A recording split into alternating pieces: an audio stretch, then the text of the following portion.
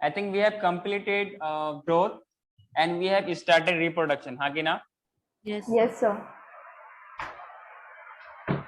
आज मैं पिछली क्लास की तरह टाइम वेस्ट नहीं करूंगा। मैं सारा चीज पूछूं कि आप लोगों ने सबके अपना रिवाइज किया है कि आप लोगों ने? हाँ सर। निष्का बेटा आपने किया है? निष्का, मेरी आवाज आ रही है? हम लोग मॉर्निंग में लास्ट क्लास में कितने थे? इतने थे क्या? नहीं सर। और भी था कोई क्या? हाँ मॉर्निंग में इतने ही थे सर।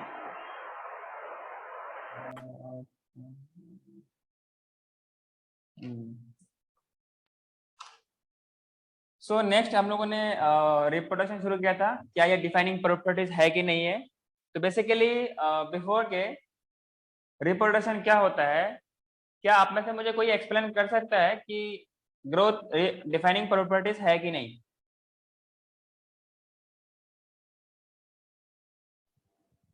सर ग्रोथ डिफाइनिंग नहीं है। हाँ ठीक है, आपने कहा नहीं है। निष्का आप बताइए क्यों नहीं है? सर क्योंकि कुछ कुछ एनिमल्स रिप्रोड्यूस नहीं करते हैं। नहीं, growth growth growth growth growth कुछ कुछ एनिमल्स में ग्रोथ नहीं विजिबल होती है। मतलब एनिमल्स में ग्रोथ लिमिटेड होती है और ग्रोथ नॉन लिविंग में पाई जाती है। अगर ग्रोथ का मतलब देखा जाए क्या होता है, increase in mass and increase in number. Obviously number of particles बढ़ेगा तो मास भी बढ़ेगा, हाँ कि ना? सो सिमिलरली जब वो नॉन लिविंग में ग्रोथ होता है, इसका मतलब कि उसका एक्सेप्शन है। और हम लोगों ने डिफाइनिंग प्रॉपर्टीज उन प्रॉपर्टीज को बोला था जहां पर किसी लिविंग ऑर्गेनिज्म के अंदर कोई प्रॉपर्टीज पाई जाए और वो सिर्फ और सिर्फ लिविंग में हो।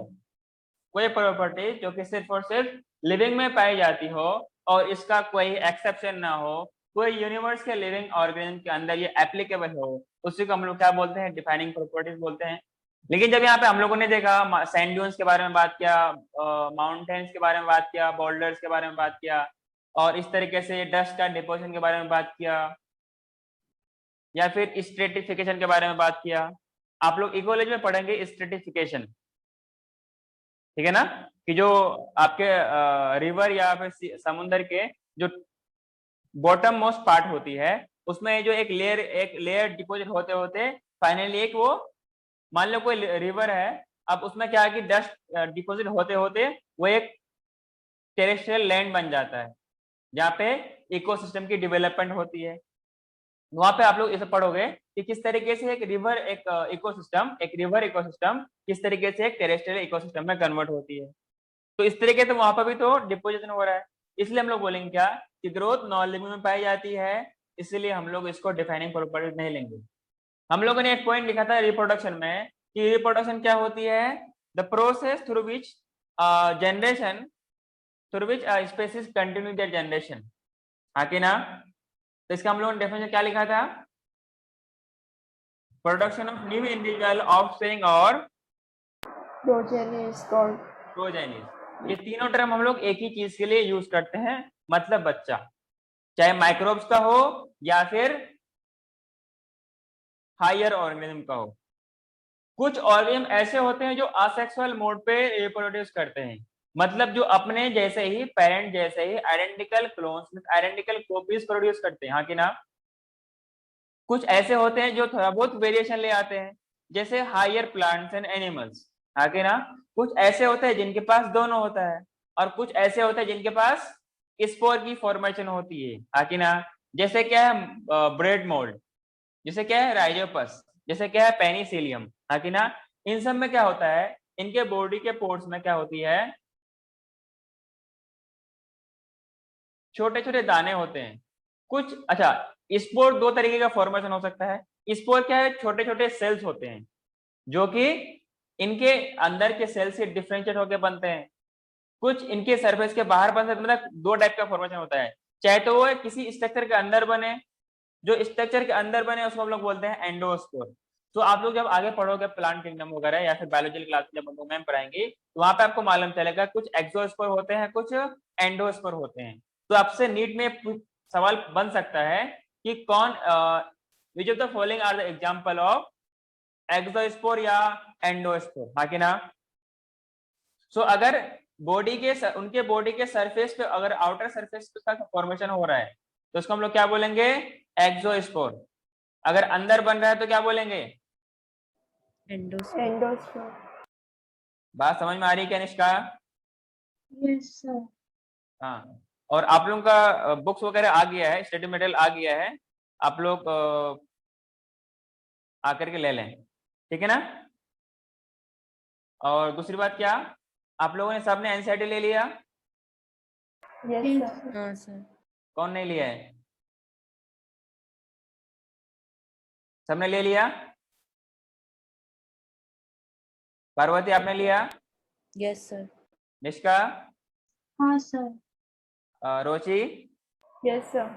हाँ, और एनसीईआरटी को लेके क्या अपने ड्रॉअर पे रख दिया क्या? क्या करना है उसको? नहीं सर। लाइन बाय पढ़ना लाइन एनसीईआरटी को पढ़ना है, साथ में आप लोगों को जूलॉजी भी पढ़ना है और बॉटनी भी पढ़ना है। फिलहाल आप लोगों का बॉटनी चल रहा है, उसके बाद कुछ दिन बाद आप लोगों को जूलॉजी भी शुरू हो जाएगा, ठीक है ना। दोनों को अच्छे से पढ़ना है और इतना अच्छे से पढ़ना है नीट तक कि आप भूले ना, नीट तक आप भूल ना जाओ, हाँ कि ना। अपना नाम भूल जाना, अपना घर भूल जाना, लेकिन इनके बायोलॉजी को, केमिस्ट्री को और फिजिक्स को नहीं भूलना, हाँ कि ना। पर घर को भी नहीं भूलना है, घर भी जरूरी, ठीक है ना। सो क्या बोला मैंने, production of new progenies offspring और न्यू इंडिविजुअल, इस प्रोसेस को हम लोग क्या बोलते हैं, रिप्रोडक्शन बोलते हैं। या सिंपली ये कह सकते हैं कि reproduction is a process through which a species continue their generation, हाँ कि ना। So it is a process, it is a process through which a species, यही एक मोड है कि ऑर्गेनिज्म अपना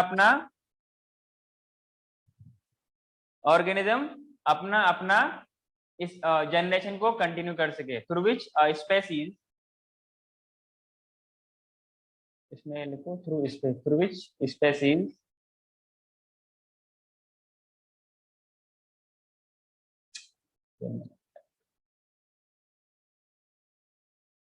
through which species continue their generation, आके ना। कोई भी ऑर्गन ये चाहता है कि उनके स्पेसीज, उनके तरह लोग कंटिन्यू करे, तो उन्हें चाहिए कि वो क्या करे, रिप्रोड्यूस करे। मीन्स एक प्रोसेस करना पड़ेगा, उसको हम लोग क्या बोलते हैं, रिप्रोडक्शन बोलते हैं, हाँ कि ना। कंटिन्यू देयर जनरेशन, जनरेशन मतलब क्या, उनके अपना ऑफस्प्रिंग। जैसे मान लो अभी हम लोग हैं, या हम लोग किसके जनरेशन है, अपने पेरेंट के जनरेशन में, हमारे पेरेंट हमारे ग्रैंड पेरेंट के जनरेशन में। तो हर टाइम पे अपना अलग अलग एक जनरेशन होता है। उसी तरह माइक्रोब्स का भी जनरेशन होता है। मान लो कोई माइक्रोब का ये एक लेवल है, ये अपना एक जनरेशन हो गया, इनसे जो आएगा वो दूसरा जनरेशन हो गया, इनसे जो आएगा वो तीसरा जनरेशन आ गया। बात क्लियर है क्या आप लोगों को? जिसे आप लोग आजकल में नेट वगैरह यूज करते हैं, 4G 5G और 2G 3G, है ना। तो एक सेकंड जनरेशन है, 3 जनरेशन है और 4, ये सब क्या है, जनरेशन की बातें इन नेटवर्क को हम लोग बात करते हैं, कि ना। अरे बोलो ना। सो मैंने क्या बोला, it is a process through which species continue their generation, इसी को हम लोग क्या बोलते हैं, इट इज कॉल्ड रिप्रोडक्शन। अरे क्या बोलते हैं, रिप्रोडक्शन। हाँ। अगर हम लोग इसी रिप्रोडक्शन को मल्टीसेलुलर ऑर्गेनिज्म पे देखा जाए तो उसमें क्या होता है, जो उनके प्रोजेनी होते हैं वो थोड़ा बहुत अपने पेरेंट जैसे फीचर्स रखते हैं। so we can say in multicellular organism, or we can say RAS,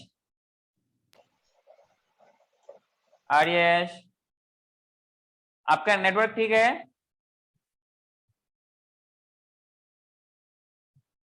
RAS, yes sir. आपका माइक, आपका नेटवर्क ठीक है क्या? हाँ सर। अगर नेटवर्क ठीक है तो कैमरा ऑन कीजिए और टाइम टू टाइम आप रिस्पॉन्स दिया कीजिए, ठीक है ना।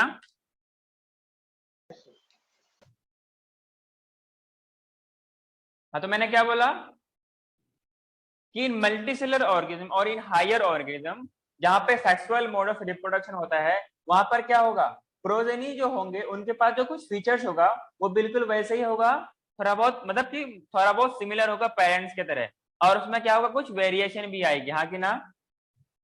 हाँ सर। हाँ, तो इसमें आप एक पॉइंट लिख सकते हैं रिप्रोडक्शन में ही, reproduction in case of multicellular organism, reproduction in case of multicellular organism, multicellular organism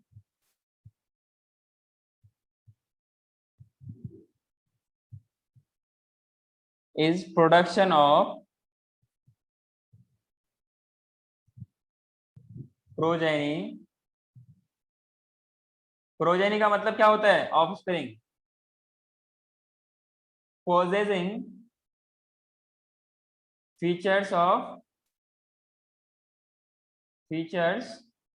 which are more or less, थोड़ा बहुत similar to their parents, हाँ कि ना? similar to those of parents, थोड़ा बहुत पेरेंट के सिमिलर होता है और कुछ उसमें वेरिएशन होता है, हाँ कि ना? वहीं पर अगर हम लोग यूनिसेलर में बात करें तो इसमें क्या होता है, रिप्रोडक्शन बोलो या ग्रोथ बोलो, अरे हाँ कि ना, ये दोनों कैसे हैं? सिनोनिमस हैं। मतलब ग्रोथ बोलो तो रिप्रोडक्शन है, रिप्रोडक्शन बोलो तो ग्रोथ है। अरे ग्रोथ का मतलब क्या होता है? अपना नंबर ऑफ सेल्स का बढ़ना, 1 से 2, 2 से 4, इस तरीके से बढ़ते जाना। रिप्रोडक्शन में क्या होता है? उसका भी तो नंबर ऑफ सेल्स बढ़ते रहते हैं। सो यूनिसेलुलर ऑर्गेनिज्म क्या होता है कि उसमें ग्रोथ बोलो या रिप्रोडक्शन दोनों सेम चीज है। बात क्लियर है क्या आप लोगों को? हाँ सर।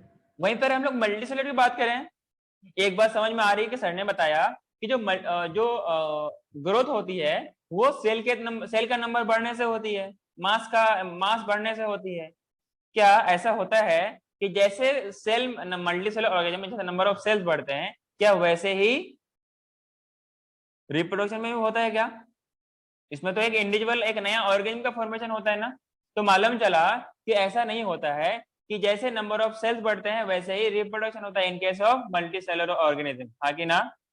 दोनों में ये अलग, मतलब कि मल्टीसेलुलर में ये दोनों अलग अलग फिनोमेना है और इसमें यूनिसेलुलर में दोनों ये कॉमन फिनोमेना है। मतलब कि हम लोग दोनों टर्म आपस में क्या है, सिनोनिम्स है। सिनोनिम्स का मतलब क्या? इसका मतलब ये तो उसका मतलब ये भी हो सकता है, हाँ कि ना? सो ग्रोथ बोलो या रिप्रोडक्शन बोलो, यूनिसेलुलर के केस में ये सेम होता है। एक बार मेरी जो मैंने पॉइंट्स बोला थोड़ा आप लोग रिपीट करेंगे, मैंने क्या बोला? आर्यश, बात समझ में आ रही है आपको? हाँ सर। हाँ, क्या बोला मैंने, बताओ सबके सब रिपीट करो, बोलो। यूनिसेलुलर ऑर्गेनिज्म में ग्रोथ और रिप्रोडक्शन एक ही चीज होता है। मतलब सिनोनिमस होते हैं। हाँ। हाँ, मतलब सेम। और क्या बोला मैंने? मल्टीसेलुलर में क्या होता है, दोनों म्यूचुअली एक्सक्लूसिव इवेंट है जो कि अलग अलग होता है, हाँ कि ना? जो कि अलग अलग होता है। आपको मेरी बात समझ में आ रही है क्या यस सर। या नहीं आ रही? बताओ। अरे आ रही कि नहीं आ रही, बताओ। आ रही है। हाँ, तो इतना पॉइंट आप लोगों ने लिख लिया क्या? Yes sir. हाँ सर। आर्यश, आपने लिखा? सर लिख लिया, हाँ ना? आप बोलने से पहले माइक ऑफ कर लेते हो। लिख लिया? हाँ सर। अच्छा, लिख लिया। सो यहाँ पे मतलब यहाँ से कुछ पॉइंट अपने पास क्लियर होता है कि जो अपने पास कोई भी ऑर्गेनिज्म होगा, he or she that species will have a process that is called reproduction to continue their generation. Next point मैंने क्या बोला कि जो मल्टीसेलुलर ऑर्गेनिज्म होंगे उनके पास जो प्रोसेस होगी वो ग्रोथ और रिप्रोडक्शन दोनों एक अलग अलग फिनोमेना है। लेकिन जो उसके ऑफस्प्रिंग होंगे वो थोड़ा बहुत पेरेंट्स के सिमिलर होंगे। ऐसा नहीं कि अपने पेरेंट्स के एंटायरली डिसिमिलर होते हो, थोड़ा बहुत कैरेक्टर्स मिलते रहते हैं, हाँ कि ना? लेकिन हाँ, आप अपने जनरेशन के कैरेक्टर्स को इनहेरिट करोगे, ठीक है? एक जनरेशन को छोड़ सकते हो, स्किप कर सकते हो। तो कुछ कैरेक्टर्स ऐसे होते हैं जो कि जनरेशन को स्किप कर सकता है, हाँ कि ना? कुछ जीन्स ऐसे होते हैं जिनका डोमिनेंस, जिनका एक्सप्रेशन जनरेशन को स्किप कर सकता है। और ये जनरेशन को स्किप करने वाली चीज आप लोग आगे पढ़ोगे, जहां पर आप लोग को ये बताया जाएगा कि कैसे आप लोग किसी ऑर्गेनिज्म का क्रोमोसोम पैटर्न को एक्सप्रेस करते हैं, कैसे उसको रिप्रेजेंट करते हैं। हाँ कि ना? ये आप लोग पढ़ोगे कहां पर? 12th में, ठीक है ना? हाँ, नेक्स्ट पॉइंट हम लोग बात करते हैं किसके बारे में? इसी में यूनिसेलर के बारे में। यूनिसेलर में क्या होता है? दोनों सेम चीज होती है। वैसे मैंने एक पॉइंट पहले भी लिखा रखा है कि both are mutually inclusive event, मतलब दोनों साथ में होते हैं। हाँ कि ना? अगर ग्रोथ होगा तो रिप्रोडक्शन होगा, रिप्रोडक्शन होगा तो ग्रोथ होगा। So in case of reproduction, in case of unicellular, अरे बात समझ में आ रही है क्या? हाँ Yes, sir. सर। आप लोग जितना जल्द पॉसिबल हो सके आप लोग आके बुक ले लिया कीजिए, ठीक है? आज तो खैर, आज क्या है? सैटरडे ना? आप आजकल भी आके ले सकते हो, अदरवाइज मंडे को आप आ जाना फिर। इन केस ऑफ यूनिसेलुलर ऑर्गेनिज्म, इसमें क्या होगा बताओ? और जैसे कि आप लोगों ने भी सेल में पढ़ा होगा, प्रोकैरियोट्स, यूकैरियोट्स, हाँ कि ना? तो इसमें जैसे आपके हम लोग आगे पढ़ने वाले हैं 5 kingdom classification which was given by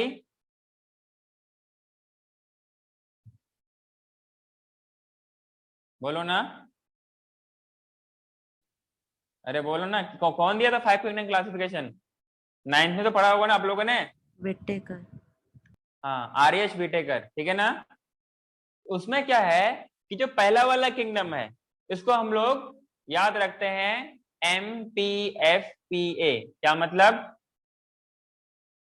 MP का नाम आप लोगों ने सुना ही होगा। एमपी का फुल फॉर्म क्या होता है? अरे एमपी का फुल फॉर्म क्या होता है? तो याद रखने के लिए मोनेरा प्रोटिस्टा। अरे नहीं, वो तो ठीक है सेंटेंस में। अरे एमपी नाम नहीं सुना है कि फलाना डिस्ट्रिक्ट का एमपी फलाना है? अरे मेंबर ऑफ पार्लियामेंट। हाँ, याद रखने के लिए MP is the father of PA. PA क्या होता है? Personal assistant. यहाँ पर ये याद रखने के लिए क्या है? MP is the father of PA. बात क्लियर है क्या? M for Monera, P for Protista, F for Fungi, P for Plantae, A for Animalia. बात क्लियर है क्या आप लोगों को? एक बार रिपीट करना, मैंने क्या बोला? Monera, Protista, fungi, plenty, plantae and animalia. हाँ, मतलब प्लेंटी का मतलब प्लांट किंगडम, एनिमेलिया का मतलब एनिमल किंगडम, फंजाई का मतलब फंजाई किंगडम, प्रोटिस्टा का मतलब प्रोटिस्टा किंगडम, और मोनेरा का मतलब मोनेरा किंगडम। जो मोनेरा के अंदर जो सोल मेंबर्स हैं, जो मैक्सिमम उनके मेंबर्स हैं, वो कौन से हैं? बैक्टीरिया है। क्लियर है क्या? तो आपको ये सीक्वेंस याद रखना है। MP is the father of PA, मतलब क्या है? Monera, Protista, Fungi, Plantae, Animalia. तभी रात को आप जगह के बोले कि एमपी और एमपी एफपीए क्या है? मोनेरा, प्रोटिस्टा, फंजाई, प्लेंटी और आप जैसे लोग एनिमल्स। हाँ कि ना? अरे एनिमल्स तो हो ना आप लोग? हाँ। हाँ, तो मैंने क्या बोला? इन case of unicellular organism like, अच्छा मुझे ये वो क्या बोलना था कि जो पहला वाला किंगडम है वो क्या है? प्रोकैरियोट्स है। और प्रोकैरियोट्स कैसे होते हैं? इसको हम लोग यूनिसेलुलर पे कंसीडर करते हैं। हाँ कि ना? हाँ। हाँ, और जो नेक्स्ट आपके पास, मतलब हम लोग ये बोला जाए कि जो यूकैरियोट्स है उसमें हम लोग सेलुलर लेवल बात नहीं करते, जो प्रोकैरियोट्स है उसमें हम लोग सेलुलर लेवल की बात नहीं करते हैं, मतलब वो प्रोकैरियोट्स ही है। जहां पर नेक्स्ट जो 4 किंगडम है वो क्या है? यूकैरियोट्स है, मतलब जिनके पास ट्रू न्यूक्लियस है, जिनके पास ट्रू न्यूक्लियस है। इसका मतलब ये हुआ कि यहाँ पर अपने पास 2 टाइप्स ऑफ ऑर्गेनिज्म मिलेंगे। कितने टाइप्स का? 2, यूनिसेलुलर, मल्टीसेलुलर। Multicellular. जो प्रोटिस्टा है वो क्या होती है? वो यूकैरियोटिक यूनिसेलुलर होती है। हाँ कि ना? हाँ। प्रोटिस्टा क्या होती है? Eukaryotic unicellular. बाद बाकी जो 3 किंगडम है, फंजाई है, प्लेंटी है, एनिमलिया है, ये क्या है? Eukaryotic multicellular. बात समझ में आ रही है? हाँ यस सर। निष्का आ रही है, समझ में आ रहा है क्या? हाँ सर। फिर मैं पूछूंगा, याद रखना, आंसर मिलेगा ना मुझे? हेलो, हाँ। सो तो क्या हो गया, बैक्टीरिया है आपके पास, जैसे आपके पास क्या है, अच्छा एल्गी का, अच्छा एल्गी किसके अंदर आता है? प्लांट किंगडम के अंदर। आपने नाम सुना होगा कि प्लांट किंगडम के अंदर कुछ डिवीजन होते हैं। यहाँ पर प्लांट के लिए जो प्लांट जो किंगडम की जो नीचे वाला जो सब ग्रुप है उसको हम लोग क्या बोलते हैं? डिवीजन बोलते हैं। लेकिन वहीं पर एनिमल्स में इसको हम लोग फाइलम बोलते हैं। क्या बोलते हैं? तो हम लोग जब पढ़ेंगे एनिमल किंगडम, तो वहां पे अपने पास एनिमल किंगडम के अंदर 11 फाइलम है। कितने फाइलम है? 11 फाइलम। उसमें हम लोग याद करेंगे, आप लोगों ने अगर कुछ मूवीज वगैरह देखा होगा या फिर अपने अगर दिल्ली वगैरह से किसी का लिंक होगा, तो वहां पर कुछ ऐसे है, क्या था?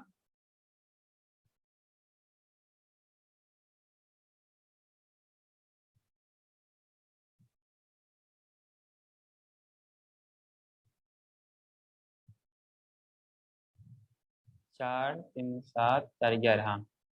आपने नाम सुना होगा सीपी। सीपी का मतलब कनॉट प्लेस, नाम सुना कि दिल्ली में है एक, अरे बहुत फेमस हाँ। जगह है, मार्केट, एक हाँ बहुत मार्केटिंग, अच्छा मार्केटिंग प्लेस है, तो उसको बोलते हैं कनॉट प्लेस। दिल्ली में किसी से पूछोगे तो बताएगा हाँ कनॉट प्लेस कोई जगह है। पीसी का मतलब क्या है? Personal car. क्या है? जैसे आप लोग बड़े बड़े होंगे तो आप लोगों की पर्सनल कार होगा, ठीक है ना? आप लोग प्राइवेट, अपना प्राइवेट कार भी कह सकते हो। तो मैंने यहाँ पे लिखा है पर्सनल कार। सीपी का मतलब कनॉट प्लेस, ठीक है ना? बीच में और भी कुछ निमोनिक्स के लिए एक राइमिंग वर्ड मिलाया है। A4 क्या है? अम्मी है। A4 क्या है? अब्बू है। मतलब अम्मी बोलते हैं ना, अब्बू बोलते हैं हम लोग ना, मम्मी पापा को। A4 क्या है? आएंगे। MHHEC, ये महक है। महक किसी लड़की का नाम होता है। सो मान लो आप कह रहे हो कि पर्सनल कार से सीपी जाएंगे, सीपी जाएंगे क्योंकि अम्मी अब्बू आएंगे और महक भी आएगी। अरे हाँ कि ना? हाँ सर। हाँ।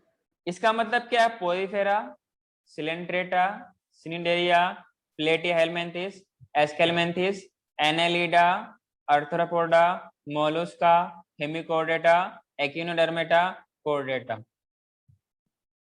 सिंपल है, इजी है। हाँ। हाँ, तो इसको हम लोग नेक्स्ट अपना एनिमल जूलॉजी क्लास में पढ़ेंगे इसको, ठीक है ना? तो यहाँ पे क्या होगा आपके पास? बैक्टीरिया हो गया। हाँ, मुझे ये बोलना था कि जो प्लांट किंगडम है उसके अंदर 5 डिवीजन है। कितने? 5 किंगडम है, मतलब 5 डिवीजन है। तब आपको याद रखना है TBPGI, तब PGI, ठीक है ना? T4 क्या है? थैलोफाइटा। B4 क्या है? ब्रायोफाइटा। P4 क्या है? टेरिडोफाइटा। G4 क्या है? जिम्नोस्पर्म। A4 क्या है? एंजियोस्पर्म। अरे हाँ कि ना? जो थैलोफाइटा है बेसिकली हम लोग इसी को क्या बोलते हैं? एल्गी बोलते हैं। अरे हाँ कि ना? हाँ। और ये एल्गी कैसी होती है? चाहे तो यूनिसेलुलर हो या ये मल्टीसेलुलर भी हो सकता है। बात आपको समझ में आ रही है क्या? हाँ सर। हाँ, so unicellular organism like bacteria, unicellular alga।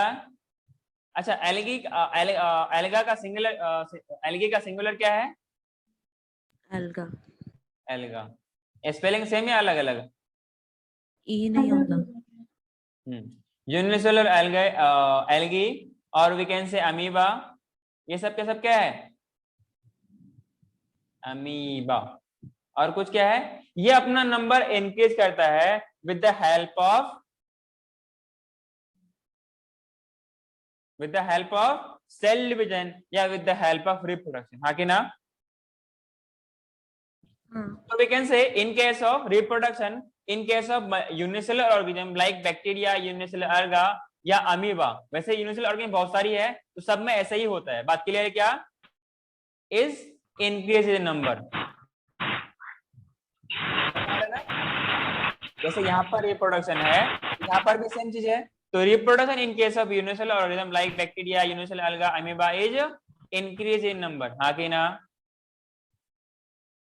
Increase in number. मेरी बात समझ में आ रही है क्या आप लोगों को? हाँ सर। हाँ सर। हाँ सर। पक्का? यस हाँ सर। सर। या ऐसे ही टाइम पास कर रहे हो? आ रहा है? Yes sir. हाँ सर। आगे बढ़ो क्या? यस यस हाँ। सर। आर्यश आपने लिख लिया? Yes, sir. ये वाला आप लोगों को शॉर्ट अभी लिखना है या बाद में लिखोगे? बाद में। चलेगा। सो इसमें जो हम लोग जो पॉइंट कंटिन्यू करते उसमें लिखा है, इसका मतलब ये हुआ मीन्स वी कैन से, जो अभी लास्ट वाला पॉइंट लिखा है ना कि unicellular organism in reproduction in case of unicellular organism क्या होता है? इंक्रीज इन नंबर, आगे ना? हाँ। Increase in number of cells, इसमें कंटिन्यू कर लेना, increase in number of cells, ठीक है ना? मीन्स यहां से कंटिन्यू करना है, मीन्स को हम लोग नेक्स्ट इसमें लिखते हैं, reproduction in case of unicellular organism like bacteria, unicellular alga या amoeba is increase in number of cells, means we can say इसका मतलब ये हो सकता है कि in unicellular organism, in unicellular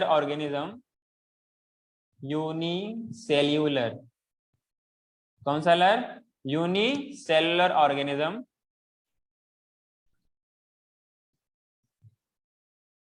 इसमें क्या होगा बताना?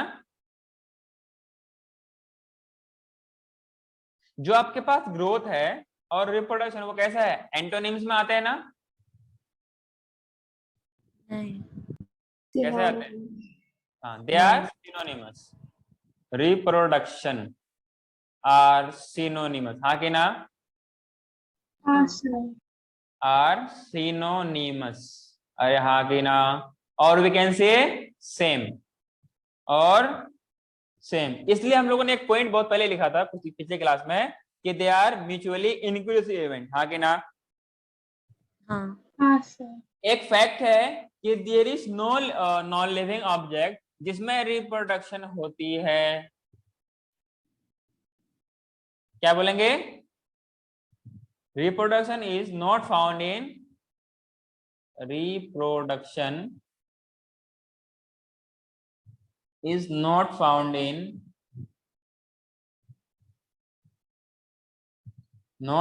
in any non-living organism, हाँ कि ना? हाँ। या हम लोग नॉन लिविंग ऑब्जेक्ट भी कह सकते हैं।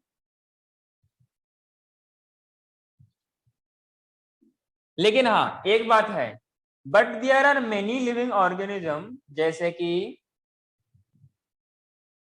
But there are many living organism which do not reproduce, हाँ कि ना? तो ये इतना पढ़ लिखने की जरूरत नहीं है, बट ऑर्गेनिज्म लाइक, मतलब लिविंग ऑर्गेनिजम्स लाइक, बोलो वर्कर बीज। फीमेल वर्कर भी ना, वर्कर भी फीमेल ही होता है, वर्कर बीज, ठीक है? और sterile human couple, sterile human couple मतलब इनफर्टाइल कपल, हाँ कि ना? और क्या हो सकता है? म्यूल्स हो सकते हैं, हाँ कि ना? और कुछ बोलो, विच डू नॉट रिप्रोड्यूस, हाँ कि ना? विच डू नॉट रिप्रोड्यूस, इसका मतलब क्या हम लोग कह सकते हैं? रिप्रोड्यूस कि दीज आर नॉन लिविंग। सो मालूम चला कि हम लोग इस बिना पर, रिप्रोडक्शन के बिना पर किसी को लिविंग नॉन लिविंग नहीं कह सकते हैं, हाँ कि ना? अरे यहाँ पे मैंने क्या लिखा, आप लोगों ने यही लिखा है क्या? ये वर्कर बीज है, आप लोगों ने ये फीस लिखा क्या? अरे फीस लिखा था या बीज लिखा था? बीज लिखा। Piece, B. अच्छा गुड, थैंक यू। तो ध्यान रखना था, वर्कर बीस। बात क्लियर है क्या? कहीं पे थोड़ा स्पेलिंग वगैरह है तो लोग देख लेना, ठीक है ना उसको, या कहीं डाउट हो तो पूछ लेना। आगे बढ़ो क्या? हाँ सर। हाँ, सर एक मिनट। एक म्यूल्स होता है और एक हिनी होता है, हिनी, ठीक है ना? एक म्यूल्स होता है और एक हिनी होता है। वैसे हम लोग पढ़ेंगे इसको एनिमल हस्बेंड्री में, और एनिमल हस्बेंड्री कहाँ मिलेगा आपको? माइक्रो मतलब कि क्रॉप प्रोडक्शन, मतलब कि फूड इनहांसमेंट एंड प्रोडक्शन, वो कहाँ मिलेगा? 12th में, बाजू वाले क्लास में, ठीक है ना? कौन से क्लास में? बाजू वाले क्लास में। बाजू क्लास का मतलब आपके 12th वाले क्लास में, जो अगले साल पढ़ोगे, ठीक है ना? बात समझ में आई Yes sir. Yes sir. अच्छे से? हाँ सर। हाँ सर। किसी का बाकी था क्या? नहीं। नहीं एनिमल, सर। हाँ, थैंक यू। सो थोड़ा सा हम लोग बात करते हैं किसके बारे में, किसके बारे में बात करते हैं? हिनी और म्यूल्स के बारे में। ये दोनों के दोनों कैसे होते हैं? इनफर्टाइल होते हैं, दोनों के दोनों इनफर्टाइल होते हैं। अब डिफरेंस क्या है, कौन बताएगा?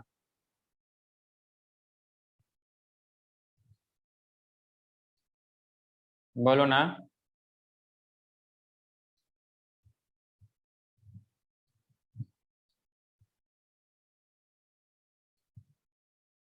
बोलो ना यार।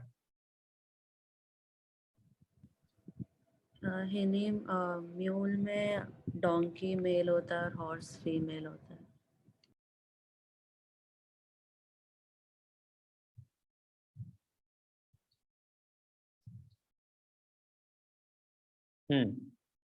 तो मैंने क्या बताया सर? आपने कुछ तो बताया नहीं, मैं बता रहा हूं। अगर हम लोग फीमेल हॉर्स लें और मेल डोंकी लें, जो उससे ऑफ स्प्रिंग आएगा वो क्या होगा? ऑफ स्प्रिंग, ये क्या होगा? हिनी। हिनी कहलाएगा। इसका नाम बोलेंगे हम लोग हिनी, जो कि क्या है? इनफर्टाइल है, हाँ कि ना? जब हम लोग मेल हॉर्स लें और फीमेल डोंकी लें, जब इन दोनों के इंटरकोर्स से, इन दोनों के मेटिंग से जो ऑफस्प्रिंग आएगा, प्रोजेनी आएगा, इसको हम लोग क्या बोलेंगे? म्यूल्स बोलेंगे। आप लोगों को मेरी बात समझ में आ रही है क्या? Yes sir. ऐसा होता है।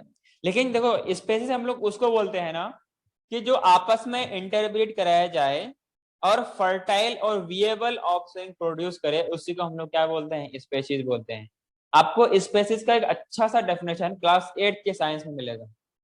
उसमें लिखा है कि स्पेसीज हम लोग कहते किसे हैं? Those organisms which can be interbreeded and produce fertile और विएबल ऑफस्प्रिंग, उसको हम लोग क्या बोलते हैं? स्पेसीज बोलते हैं। क्या बोलते हैं? स्पेशीज बोलते हैं। तो यहाँ पर क्या है? अगर फीमेल हॉर्स के साथ मेटिंग करे किसका? मेल डोंकी का, मींस मेल डोंकी का intercourse means mating female horse के साथ होगा। ये ऐसा पॉसिबल होता है। और हम लोग क्यों ऐसा करते हैं? देखो ऐसा होता है ना, जो हॉर्स होता है ये थोड़ा सा फुर्तीला होता है और काम में एक्टिव होता है, ठीक है ना? और ये जो आपका डोंकी होता है ये क्या होता है? थोड़ा सा लेबोरियस होता है और वर्किंग कैपेसिटी इनकी ज्यादा होती है। अगर दोनों के कैरेक्टर्स को हम लोग मिला दें तो जो नया ऑफिसर आएगा वो दोनों के लिए काम करेगा, तेज भी जाएगा और हार्ड वर्किंग भी होगा, हाँ कि ना? इसलिए हम लोग इस तरीके से रिप्रोड्यूस करवाते हैं। बात है कि ये लोग सिर्फ हम लोग जानबूझ के भी नहीं करवाते हैं, ये खुद ब खुद भी ऐसा करते हैं। इसलिए हम लोग कोई बोलते हैं ना खच्चर वगैरह जो बोला जाता है वो यही होता है। क्लियर है क्या? क्योंकि स्पेसीज अलग अलग हो गई, इसलिए हम लोग को खच्चर बोलते हैं, या फिर इस तरीके से हम लोग म्यूल्स और हिनी बोलते हैं, हाँ कि ना? तो इसमें दोनों का कैरेक्टर आएगा।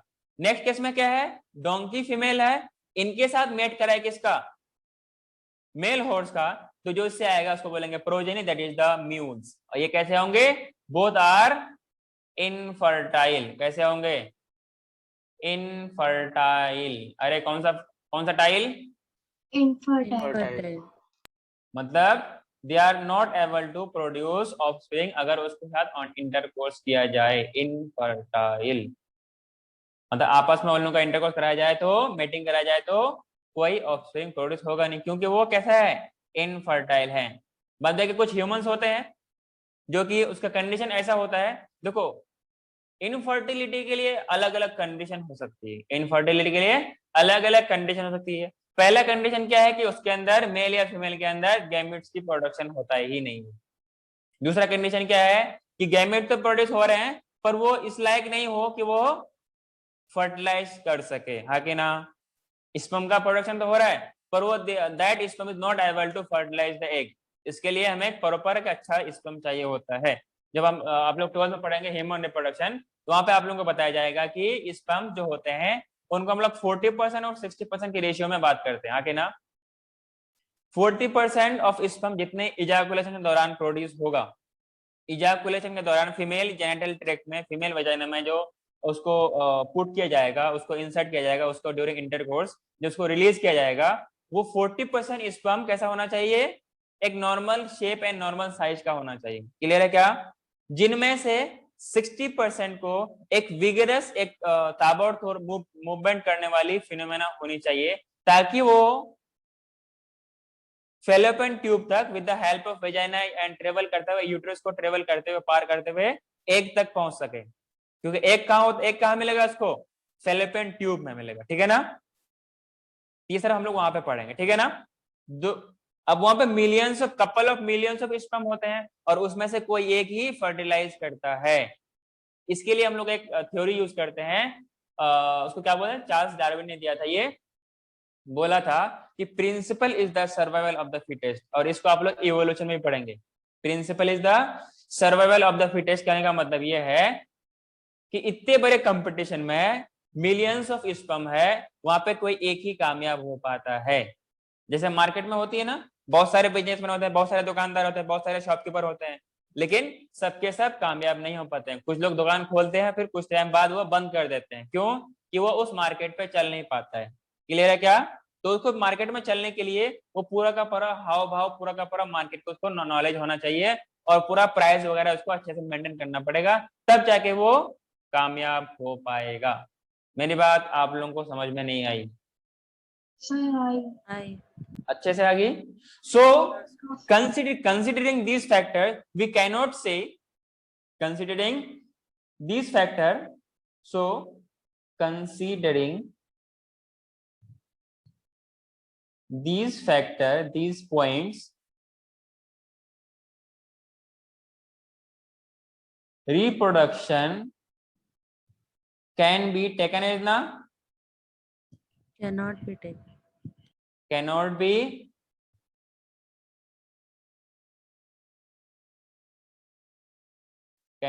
taken as,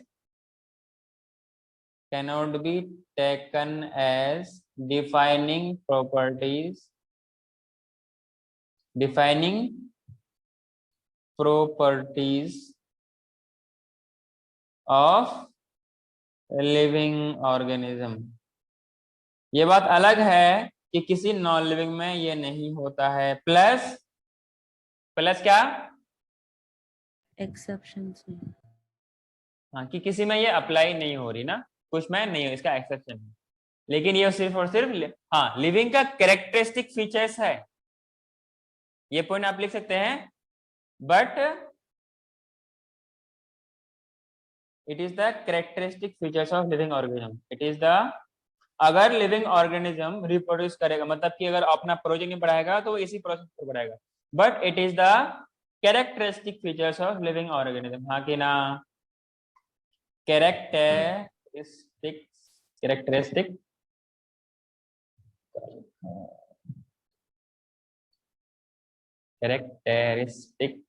features of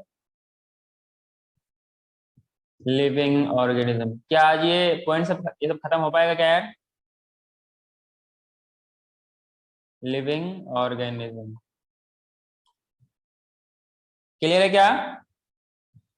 next बात करते हैं टाइप्स ऑफ रिप्रोडक्शन। नेक्स्ट क्या बात करते हैं? Types of reproduction. जब बात आई इसके बारे में तो वही बात कर लेते हैं। Types of reproduction. आप लोग बोलते जाओ, मैं लिखते जा रहा हूँ, बोलते जाओ। Types of reproduction. आर बोलना कितने टाइप का होता है रिप्रोडक्शन?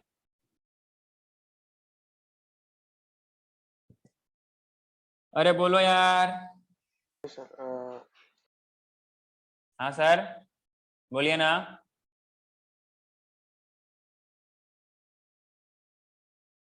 आर्यस हाँ सर। बोलो बेटा।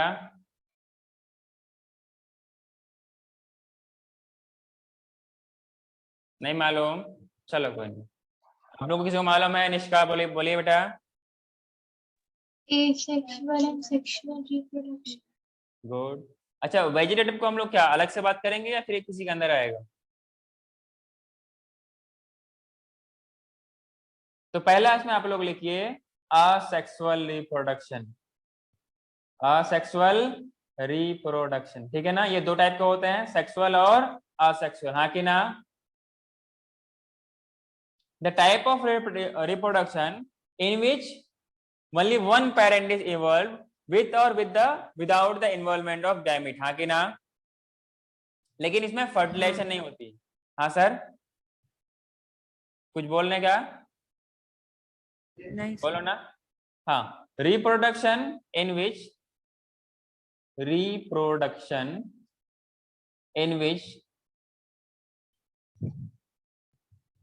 इन विच gametic fusion means gamete fuse नहीं करते हैं, ठीक है ना? गैमेटिक फ्यूजन और फर्टिलाइजेशन हाँ कि ना? एंड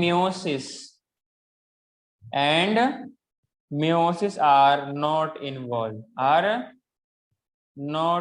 क्या आप लोगों को मेरी बात समझ में आ रही है क्या? मतलब कि म्योसिस के थ्रू गैमेट्स की फॉर्मेशन होगी नहीं, और जब गैमेट्स की फॉर्मेशन होगी नहीं तो गैमेट्स का फ्यूजन भी नहीं होगा, हाँ कि ना? हाँ sir. Not involve and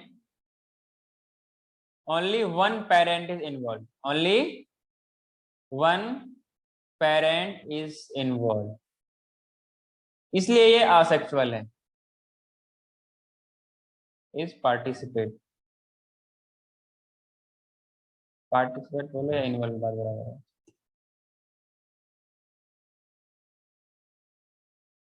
Parvati अब कहाँ चली गई थी? only one parent is involved is called सो का मतलब असेक्सुअल रिप्रोडक्शन, हाँ कि ना? We have different types of asexual reproduction. अरे एक बात क्लियर है क्या आप लोगों को? So Yes, sir. Types of asexual reproduction, हाँ कि ना?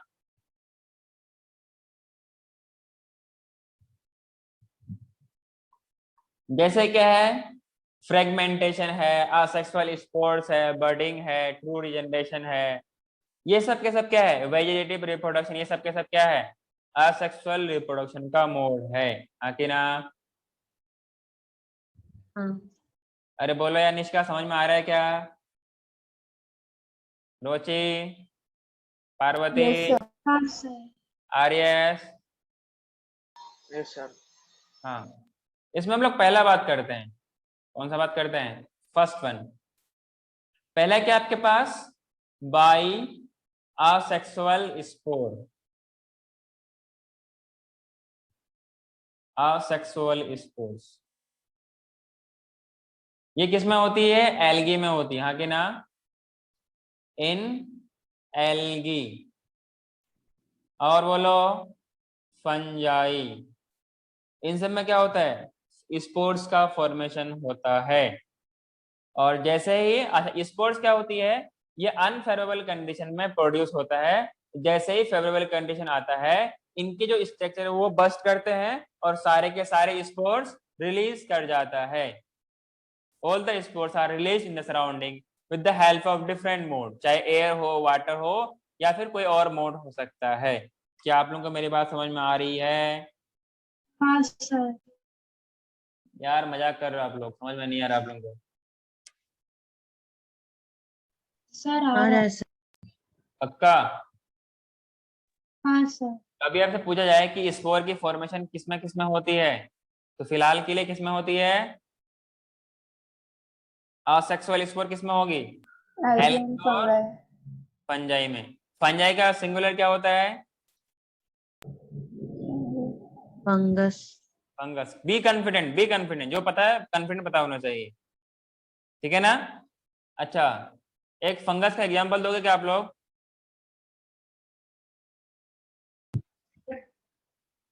और राइजोपस। ठीक है, और निष्का आप बताइए, जिससे हम लोग एंटीबायोटिक बनाते हैं वो क्या है?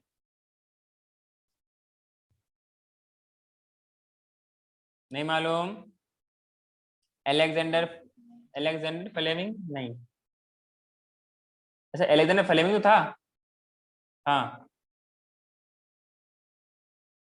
रोची आप बताइए, फंजा का और एक एग्जांपल। अरे पेनिसिलिन का नाम नहीं सुना आप लोगों ने क्या? सर पेनिसिलिन, अब वो काम क्या करता है? बैक्टीरिया के ग्रोथ को रोकता है।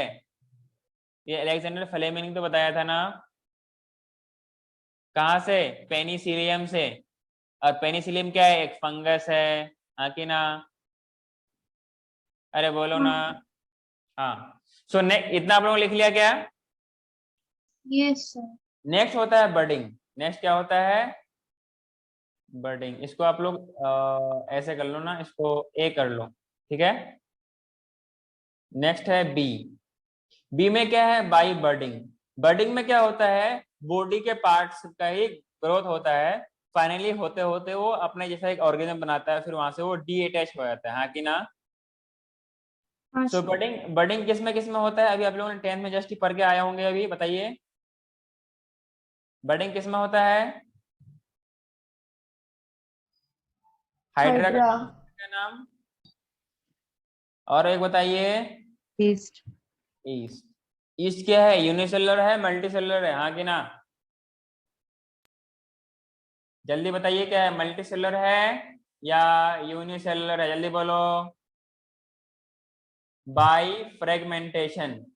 नेक्स्ट क्या है? C part, by fragmentation. अरे उसका मुझे आंसर नहीं दिया आप लोगों ने। यूनिसेलुलर।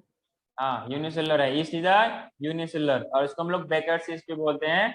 बेकरी में इसको हम लोग यूज करते हैं, हाँ कि ना? और ये फ्रेगमेंटेशन कहाँ होती है? फिलामेंटस अलगा में होती है, मतलब ऐसे अलगा जो कि फिलामेंट्स के फॉर्म पे रहती है। और ये सब कैसे कैसे होती है आप लोग पढ़ोगे जब आप लोग को मैम पढ़ाएंगी इसके आगे वाले चैप्टर में, ठीक है ना? इन फिलामेंटस एल्गी जब मैम पढ़ाए तो आपको आगे आगे बोलना है, ठीक है ना? ताकि मालूम चले कि आप लोगों को पता है। अरे हाँ कि ना? हाँ सर। इसके अंदर फ्रेगमेंटेशन क्या होता है? ये मान लो ये उसका ये पूरा एल्गी का पार्ट है, मान लो उसका पार्ट है, मान लो ये इसका ब्रेक डाउन हो गया, ये कट गया यहाँ से, तो ये दोबारा एक नया इंडिविजुअल का फॉर्मेशन करेगा। मीन्स फ्रेगमेंट से नया ऑर्गन की डेवलपमेंट हो गई, उसी को हम लोग क्या बोलते हैं? फ्रेगमेंटेशन बोलते हैं। बात क्लियर है क्या आप लोगों को? तो ये फिलामेंटस एल्गी हो गया, फंजाई, आरियस क्या आपको समझ में आ रहा है? Yes sir. और एक होता है मॉस का protonema. So protonema of moss, कौन सा नेमा? प्रोटोनेमा ऑफ मॉस प्लांट्स, हाँ कि ना? मॉस बेसिकली क्या होता है? कभी आपने वो देखा होगा ना रॉक्स वगैरह में, जो वेट वगैरह वेट एरियाज होते हैं, जो फिर हल्का मॉइस्ट एरियाज होते हैं, वहां पे ग्रीन ग्रीन कारपेट सी आती है। और ये एक टाइप ऑफ क्या है आपके पास? थैलोफाइट्स है, मीन थैलोफाइटा है, जिनके एल आर एस डिफ्रेंशिएटेड नहीं होते हैं। एल आर एस का मतलब क्या? लीफ, रूट एंड शूट, ये सब के सब डिफ्रेंशिएटेड नहीं होते। मतलब आप इसको देख के ये नहीं कह सकते हो कि इनके which of the part are roots, which of the parts are leaf, which of the parts are stem. So you can't differentiate it in between these kind of root, stem and leaf. So these are known as thallus organization. मतलब कि root, shoot and leaf are not differentiated into their organs. बात समझ में आ रही क्या? अरे Yes, बोलो sir. ना। सो नेक्स्ट आपके पास डी पार्ट है, that is the true regeneration. क्या होता है? ट्रू रीजनरेशन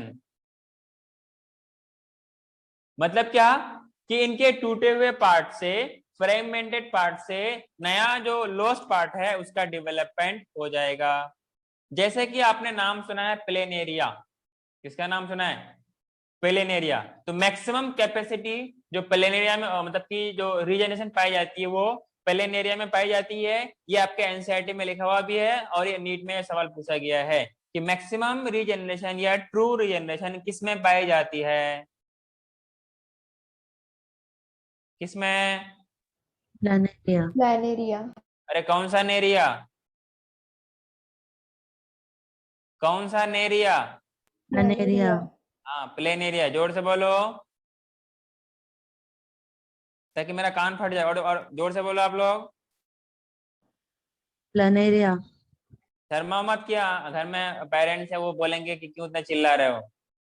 बोलोगे सर ने चिल्लाने के लिए बोला इसलिए चिल्ला रहा हूँ, ठीक है ना? सर को अच्छा लगता है। हाँ निष्का, ताकि पेरेंट्स को मालूम ही चले कि हाँ मेरा बच्चा पढ़ रहा है और अच्छे से पढ़ रहा है, ठीक है ना? बिल्कुल वैसे ही पढ़ रहा है जैसे क्लासरूम में पढ़ते कि हाँ सर ये होता है, हाँ सर ये होता है, हाँ सर ये होता है, ठीक है ना? So true regeneration is found in planaria. इसमें क्या होता है? Fragmented parts. मेरे ख्याल से ये कलर ठीक नहीं चल रहा है और ये फोन की शायद ये लग रहा है राइटिंग खराब हो रही है ना। सो ट्रू रीजनरेशन किसमें होती है? जो फ्रेगमेंटेड पार्ट्स होती है ना, फ्रेगमेंटेड पार्ट्स या we can say fragmented organism regenerate the lost part, the lost part of that organism। हाँ कि ना? lost part of its body and become a new organism। क्या आप लोगों को मेरी ये बात समझ में आई? become Yes. a new organisms। हाँ कि ना? Yes, sir. और एग्जाम्पल के तौर पे आप लोग यहाँ पे लिख सकते हैं एग्जाम्पल आरएस। क्या होगा बताना? RS Yes, sir. क्या होगा एग्जाम्पल बताओ?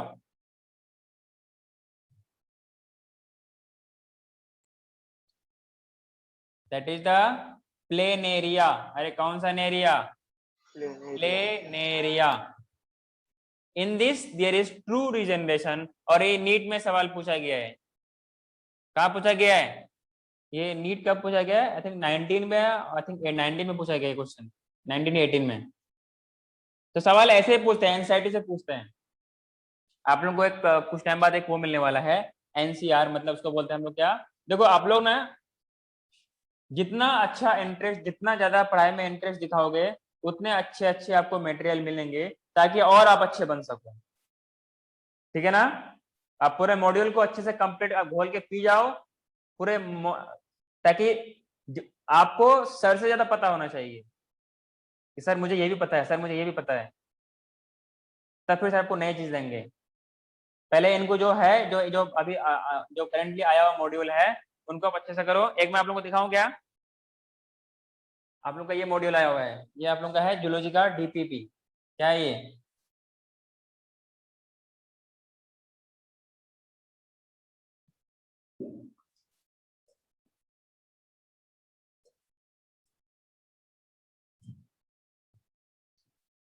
ये डीपीपी तो है, मैं दिखा रहा हूँ। आप लोगों को दिख रहा है क्या? दिख रहा है? ये Nice. ना, ये आप लोगों का बुक है, ये जूलॉजी का है, ठीक है?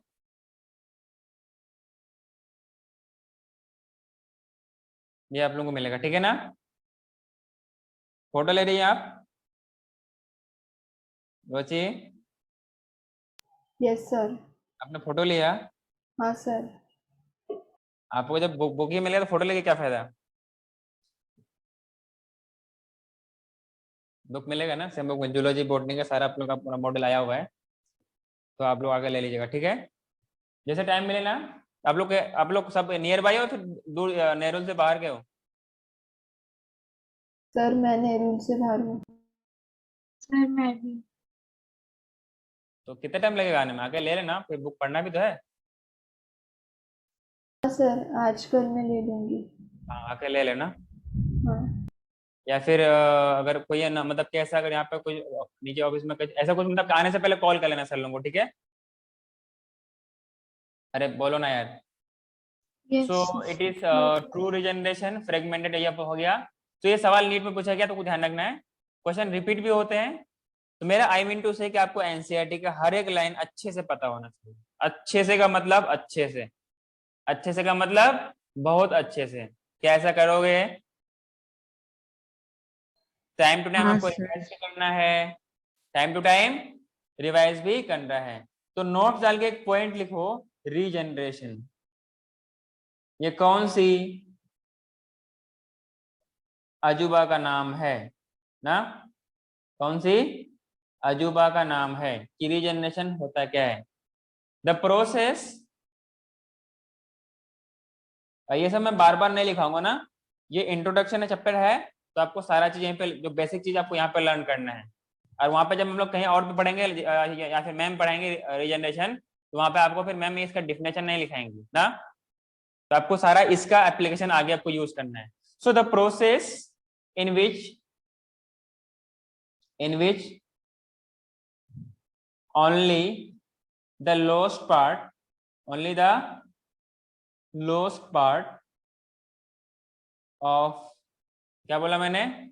only the lowest part of the body is repaired, is a repaired or regained। अरे हाँ कि ना? हाँ सर। इसको हम लोग क्या बोलते हैं? रीजनरेशन बोलते हैं। एग्जाम्पल क्या है? स्टार फिश, और एक क्या है? Lizard, that is the house lizard. हाँ कि ना? जब कभी कभी होता है ना, उसके पूंछ वगैरह कट जाते हैं, उसे बहुत हल्का सा टच करो तो टूट जाता है वो। हाँ कि ना? तो हाँ ये हो गया रीजनरेशन। अगर बात करें true regeneration, it is found in plain area. कौन सा एरिया? Plain area. हाँ, नेक्स्ट लिखो सेक्सुअल रिप्रोडक्शन। सेक्सुअल रिप्रोडक्शन,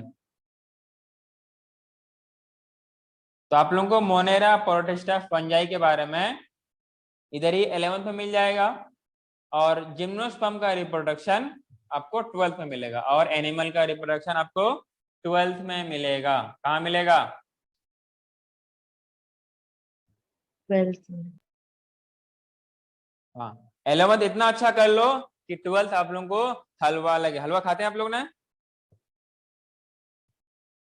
अरे हलवा भी अलग अलग किस्म का होता है ना, ताकि आपको अच्छा लगे। बात समझ में आ रही है क्या? 11th इतना अच्छा से पढ़ लो ताकि आपको 12th हलवा लगे, ताकि कोई बर्डन लगे ही ना कि अरे सर अभी नीट का एग्जाम होगा, अभी निकाल लेंगे ना। सो इसमें in this we have sexual reproduction, type of reproduction in which both different types of gametes of opposite sexes are involved and fusion of gametes are involved in this type of reaction। बात समझ में आ रही है क्या? हाँ the type of reproduction, the type of reproduction in which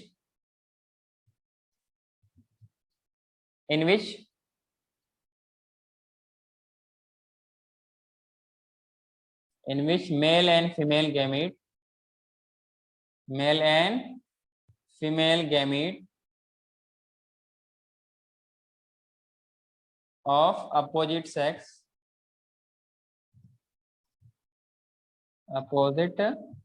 sex are involved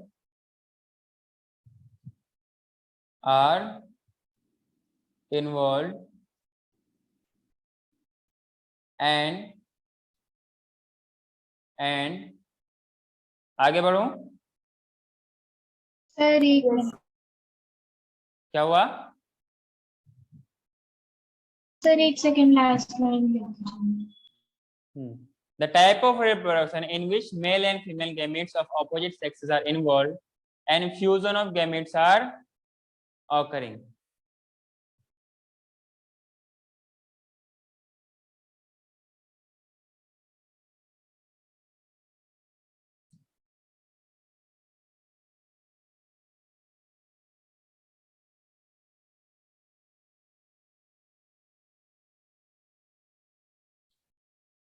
हो गया क्या? Yes, sir. RS, Yes, sir. should I proceed? Yes, sir. And क्या होगा? एंड क्या था अपना point? The type of reproduction in which the male and female gametes of opposite sex are involved and Fusion of gametes are occurring. no and gametes are formed. And लिखिए था ना? And gametes are formed by meiosis. आप लोगों ने पढ़ा होगा ना meiosis? अच्छा अभी नहीं पढ़ा है. Meiosis and fusion of and fertilization takes place. Fertilization मतलब fusion of gamete, हाँ कि ना? Fertilization takes place is called sexual reproduction. कौन सा प्रोडक्शन? अरे बोलो ना. Reproduction. The next point और बहुत important point that is metabolism. कौन सा bolism? Metabolism. हाँ. मेटाबॉलिज्म अपने पास डिफाइनिंग प्रॉपर्टीज है. कैसे है देखते हैं. अरे कैसे है देखते हैं. मेटाबॉलिज्म क्या होती है पहले इसको डिफाइन करते हैं. जो अपने लिविंग ऑर्गेनिज्म के अंदर जितने भी सारे केमिकल इंटरेक्शन होते हैं. क्या बोला मैंने? अपने लिविंग बॉडी के अंदर जितने सारे केमिकल रिएक्शन होते हैं उसी को हम लोग क्या बोलते हैं? बोलो. Metabolism. मेटाबॉलिज्म बोलते हैं. कौन सा बोलिज्म? Metabolism. Metabolism. So in this the sum of total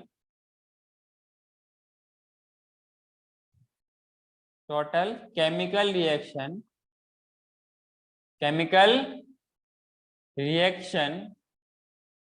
occurring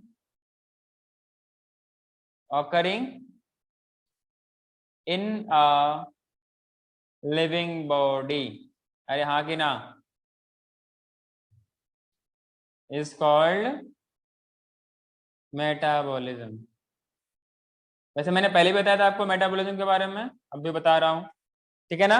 तो मेटाबॉलिज्म आपके पास दो टाइप का होता है, एनाबॉलिज्म और कैटाबॉलिज्म. हाँ कि ना? हाँ. हाँ. जैसे आप लोग एनसीईआरटी पढ़ोगे तो आपको मालूम चलेगा कि जो भी आपके पास लिविंग ऑर्गेनिज्म है all these are made from chemicals. हाँ कि ना? जैसे आप लोगों ने भी सेल पढ़ा होगा ना. सेल का कंस्टिट्यूएंट पढ़ा होगा, सेल का मेम्ब्रेन पढ़ा होगा. सेल का मेम्ब्रेन किस किस चीज से बना होता है? ईंट से, पत्थर से, चूना मिट्टी से ना. Lipids, proteins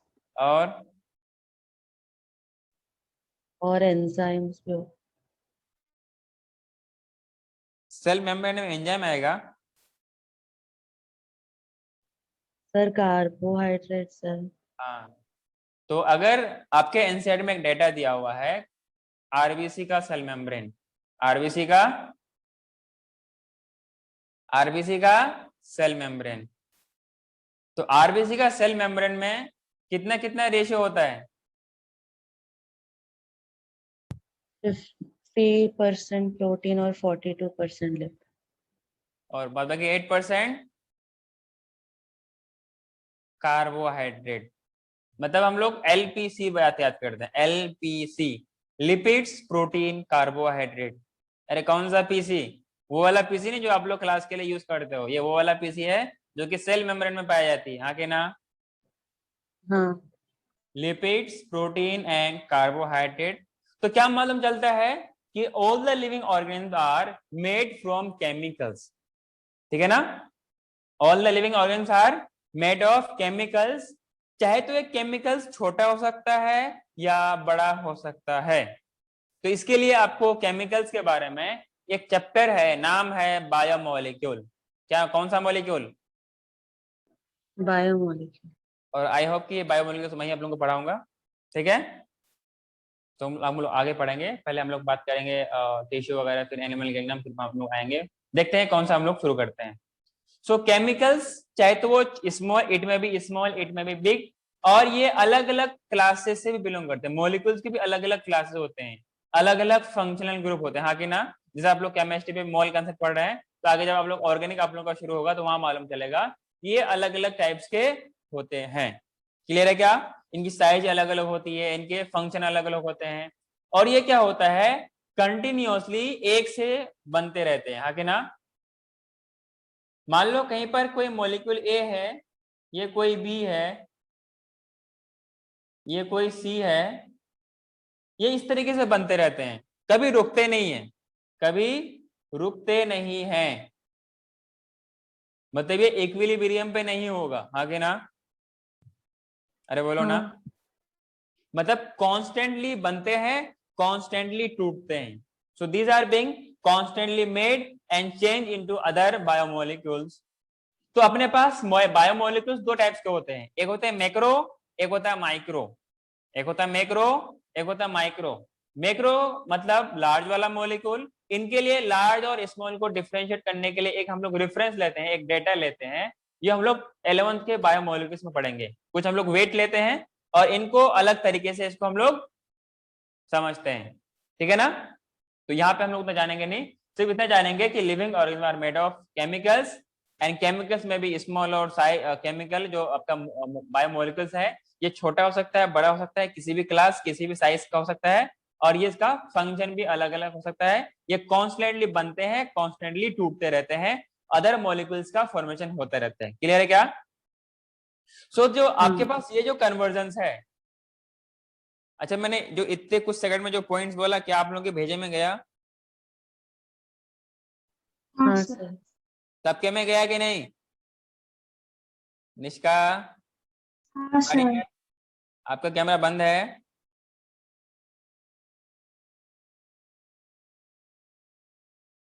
हाँ, तो आरएस और निष्का, क्या आप लोगों को समझ में आ रहा है?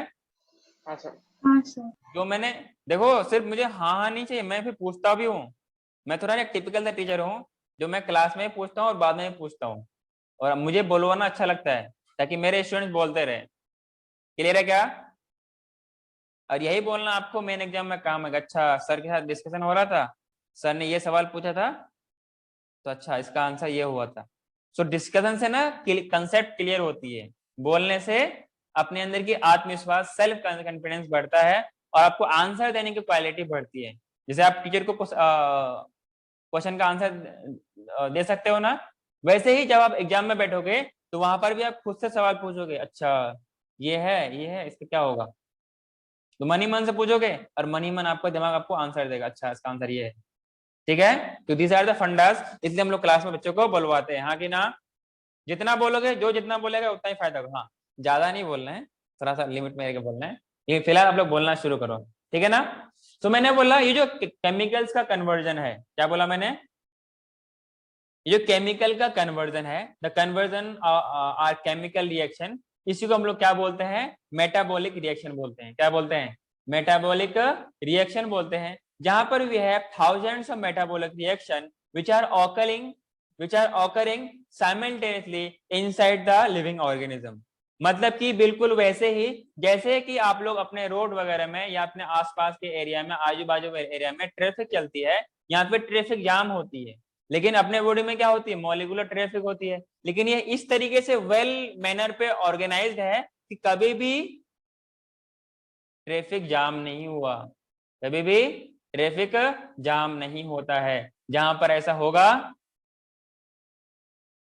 आप उस टाइम ऊपर पधारेंगे, ठीक है ना। तो ऐसा होता नहीं, ये बहुत कोऑर्डिनेटेड और बहुत वेल मैनर्ड पे नेचर ने इसे अरेंज किया है, और आप जिंदा रहते हो, सारा का सारा मेटाबॉलिज्म चलती रहती है। ये जो मेटाबॉलिज्म है, चाहे वो यूनिसेलर, ये सर मैं पॉइंट्स आपको लिखाऊंगा नहीं, बस इनसे एक्सप्लेन कर रहा हूँ, ठीक है ना। चाहे वो यूनिसेलर हो या मल्टीसेलर हो, हर ऑर्गेनिज्म के अंदर, हर, चाहे वो प्रोकैरियोट्स हो या यूकैरियोट्स हो, चाहे वो प्लांट्स हो, एनिमल्स हो, फंजाई हो, प्रोटिस्टा हो, what we can say microbes, बोलने का मतलब ये है कि ये वो मोनेरन्स हो, सबके अंदर इस तरीके के केमिकल इंटरेक्शन होती रहती है, और इसी को हम लोग क्या बोलते हैं, केमिकल इंटरेक्शन, केमिकल रिएक्शन और बायोकेमिकल रिएक्शन, इसी को हम लोग क्या बोलते हैं, मेटाबॉलिक रिएक्शन, और इन फाइनल वर्ड इसी को क्या बोलते हैं, मेटाबॉलिज्म बोलते हैं। बात समझ में आ रही है। जब आप किसी पहाड़ से पूछोगे, किसी नॉन लिविंग से पूछोगे, मान लो ये क्या है, बोतल है, क्या है, इससे पूछोगे कि बेटा तुम्हारे अंदर क्या रिएक्शन हो रहा है, ये बोलेगा नहीं, मेरे अंदर रिएक्शन नहीं हो रहा है, क्योंकि हम नॉन लिविंग, ठीक है ना। अब मान लो ये लिखने का पेन है, ये वो आम पेन है, ये अलग सा पेन है जिससे मैं लिखता हूँ क्लास के लिए, ठीक है ना। सो इससे पूछो क्या तुम्हारे अंदर रिएक्शन होता है, तो बोलेगा नहीं। तो ये देखो, अच्छा कुछ जो बैटरी वगैरह होती है उसमें भी कॉन्स्टेंटली रिएक्शन होती रहती है, तो वो नॉन लिविंग रिएक्शन है, वो क्या है, नॉन लिविंग रिएक्शन है। अच्छा एक पॉइंट और है कि अगर ऐसा हो सकता है कि जो रिएक्शन अपने बॉडी के अंदर हो, क्या उसको हम लोग लैब में करवाएं, तो क्या उसको हम लोग बोलेंगे कि लिविंग ऑर्गेनिज्म है।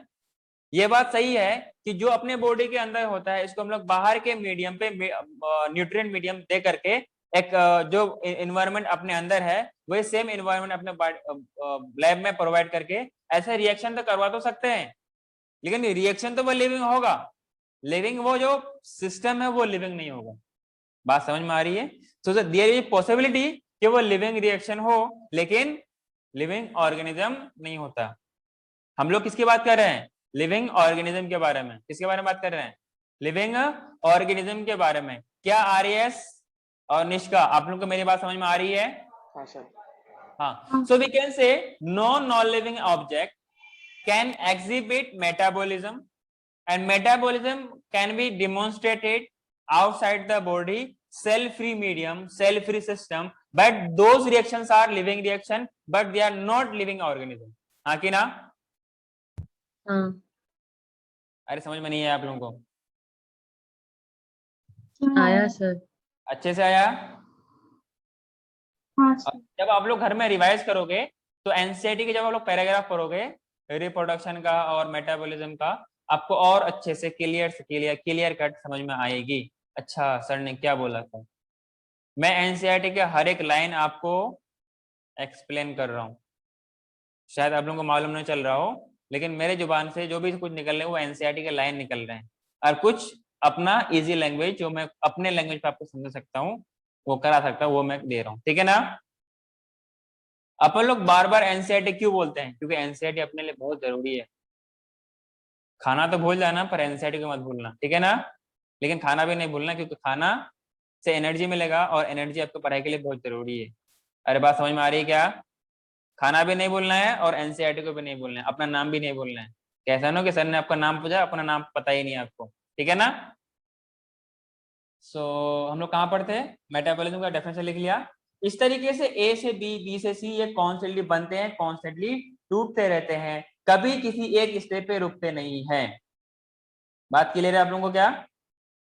और ये साइमल्टेनियसली लिविंग ऑर्गन के बॉडी के अंदर ऐसा रिएक्शन होता रहता है, चाहे वो यूनिसेलर हो, मल्टीसेलर हो, प्लांट्स हो, एनिमल हो, फंजाई, कोई भी हो, मैं आप तुम कोई भी, चाहे बाजू वाले या पड़ोस वाला, सबके अंदर ऐसा होता रहता है। बात समझ में आ रही है आप लोगों को। यस। हाँ, तो इसमें नेक्स्ट पॉइंट लिखिए। अच्छा जो मैंने पॉइंट्स बोला है आपको याद रहेगा क्या। हाँ सर। ये सारा पॉइंट आपको एनसीईआरटी में लिखा हुआ है, इतना कितना पॉइंट लिखा है, आपको नोट्स भर जाएगा ना, नोट्स थोड़ा सा अपने कम रहे तो ठीक है ना। जो मैंने बोला आपको समझ में आ गई, अब जब एनसीईआरटी पढ़ोगे तो आपको और अच्छे से समझ में क्लियर आ जाएगी। जो मैं काम की पॉइंट्स मैं आपको लिखा रहा हूँ। सो मैंने क्या बोला कि the sum of total chemical reaction occurring in a living body, इसको हम लोग क्या बोलते हैं, मेटाबॉलिज्म बोलते हैं, हाँ कि ना। और इन्हीं केमिकल रिएक्शन को क्या बोलते हैं, मेटाबॉलिक रिएक्शन बोलते हैं। So we can say after discussing एक लॉन्ग डिस्कशन के बाद हम ये कह सकते हैं कि all living organism, अरे बोलो ना, यूनिसेलुलर और multi cellular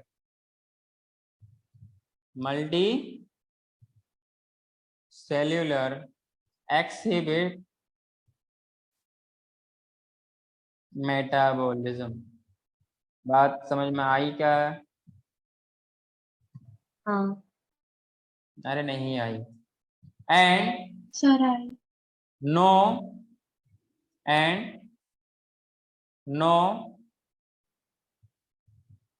non-living object shows metabolism। अगर कहीं ऐसा आपको मिले तो आप मुझे कांटेक्ट कर सकते हैं, ठीक है ना, बिना कोई खौफ के कि सर क्या बोलेंगे। सर कुछ नहीं बोलेंगे, सिर्फ सर आपको एक्सप्लेन करेंगे, ठीक है। अरे हाँ कि ना। So in this way we can say metabolism is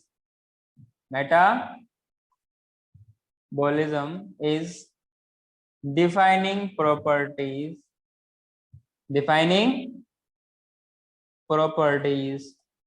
of living organism। अरे हाँ कि ना। हाँ sir. Defining properties of living organisms, हाँ कि ना। हाँ जो हम लोग आइसोलेटेड मेटाबॉलिक रिएक्शन करते हैं, वो जो बॉडी के ऑर्गेन के बॉडी के आउटसाइड करते हैं, वो लिविंग रिएक्शन जरूर है। मतलब जो हम लोग टेस्ट ट्यूब पे करते हैं, इन विट्रो पे कंडीशन पे करते हैं, तो ऐसे हम लोग ऑर्गेनिज्म को नहीं तो लिविंग कह सकते हैं, उस ऑब्जेक्ट को नहीं तो लिविंग कह सकते हैं, नहीं नॉन लिविंग कह सकते हैं, ठीक है ना। हाँ, लिविंग रिएक्शन जरूर कह सकते हैं, हाँ कि ना। हाँ वो लिविंग थिंग्स नहीं है, बल्कि वो लिविंग रिएक्शन है। क्लियर है क्या? Yes sir.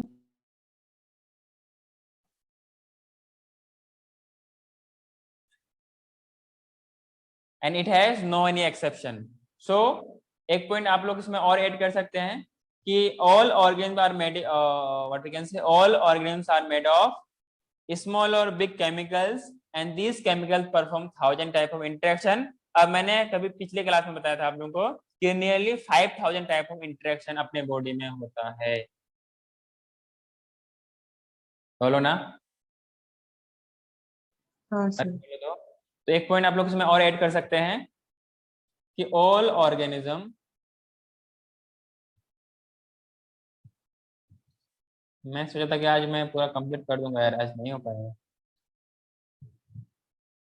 इसके बाद कोई क्लास है आप लोगों का क्या? नहीं नहीं sir. क्लास एक्शन कर सकते हो क्या?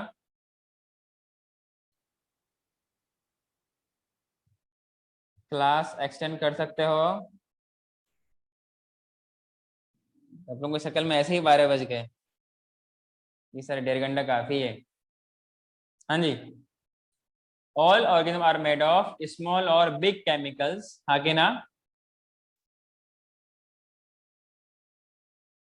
अगर मन नहीं किया तो फिर कोई बात नहीं। And these chemicals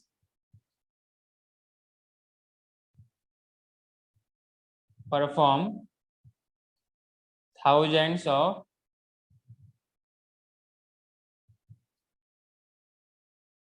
thousands of reactions and form some other chemical, हाँ कि ना।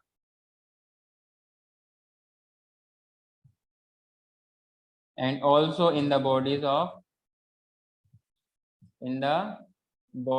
of living organism।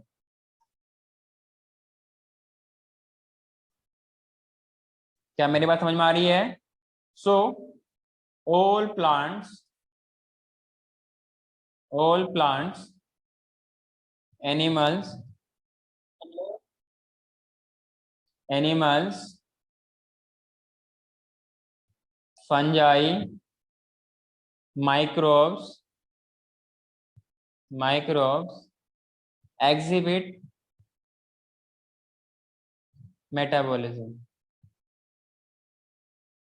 मेटाबॉलिज्म।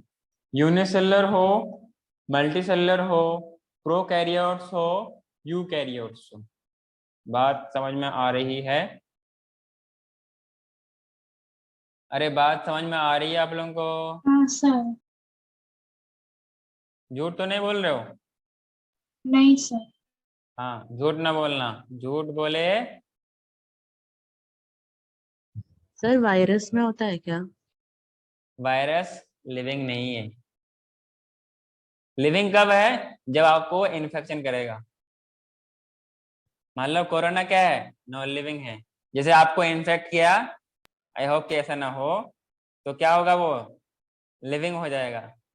वो जैसे ही होस्ट के सेल को अटैक करता है, तब वो क्या होता है? लिविंग होता है। और जैसे ही वो बाहर चला जाता है, वो क्या होता है?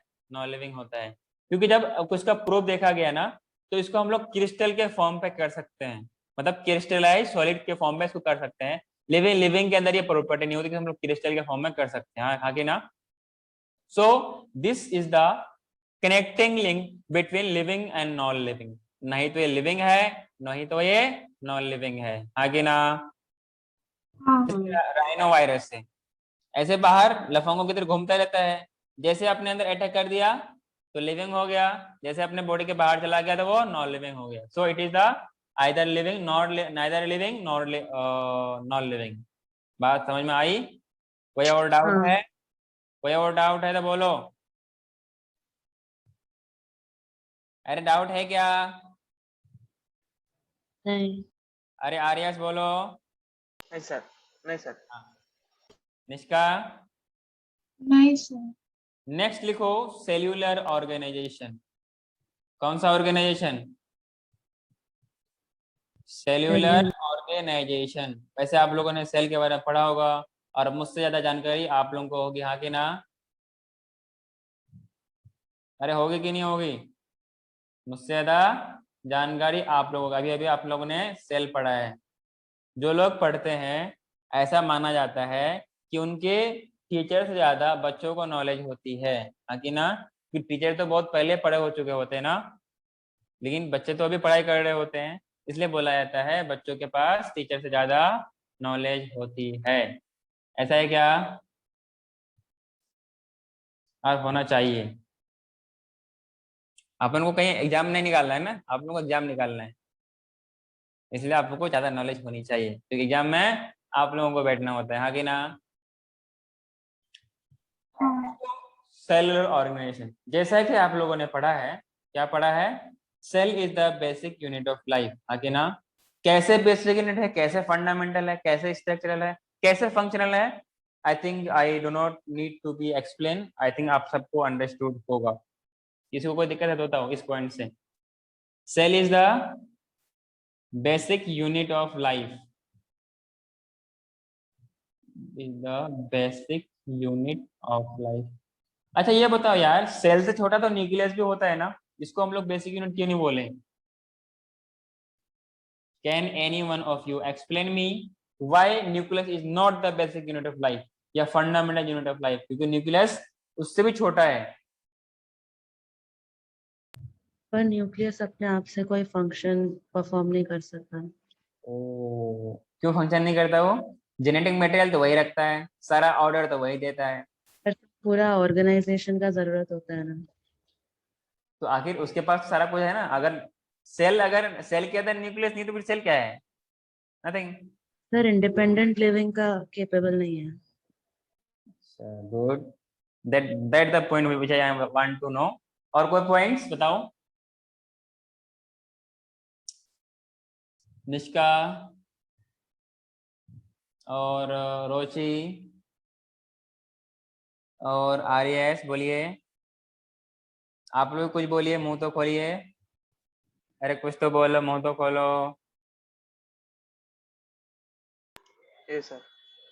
बोलो ना, मैंने कुछ पूछा है। निष्का बेटा बोलिए।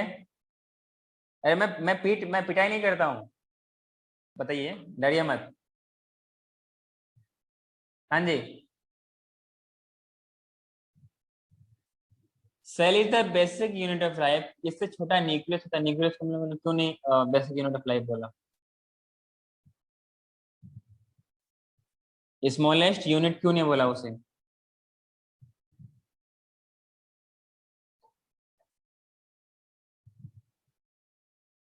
हाँ बोलो। देखो ऐसा है, न्यूक्लियस छोटा यूनिट तो है, न्यूक्लियस छोटा यूनिट तो है, पर वो सेल का है। क्लोरोप्लास्ट भी है, माइटोकॉन्ड्रिया भी है, पर वो सेल का है। हम लोगों ने यहाँ पर पॉइंट लिखा है यूनिट ऑफ लाइफ, है ना? अगर सेल का यूनिट पूछा जाए तो कोई अदर कंपोनेंट हो सकता है, क्लोरोप्लास्ट है और माइटोकॉन्ड्रिया है, जिसे हम लोग बोलते हैं ना पावर हाउस ऑफ सेल। अरे बोलो ना, क्या बोलते हैं? पावर हाउस ऑफ सेल बोलते हैं ना किसको? क्लोरोप्लास्ट को ना। अरे मुझे तो क्लोरोप्लास्ट पता है। नहीं, निष्का, रोची बताइए, आर्यस। मैंने शायद वो क्लोरोप्लास्ट को कहा था कि क्या है कि क्या बोलते हैं उसको, पावर हाउस ऑफ सेल। और माइटोकॉन्ड्रिया होता है किचन ऑफ सेल, ऐसा है क्या? नहीं। नहीं सर, क्या है? माइटोकॉन्ड्रिया है ना, क्या है माइटोकॉन्ड्रिया? पावर हाउस है। अच्छा, तो पावर हाउस ऑफ सेल की उसको लिविंग ऑर्गन क्यों नहीं कहते हैं? Power house of life, power house of life के बजाय पावर हाउस ऑफ लाइफ क्यों नहीं कहते हैं? जैसे सेल को बोले ना cell unit, basic unit of life, वैसे ही बोलिए।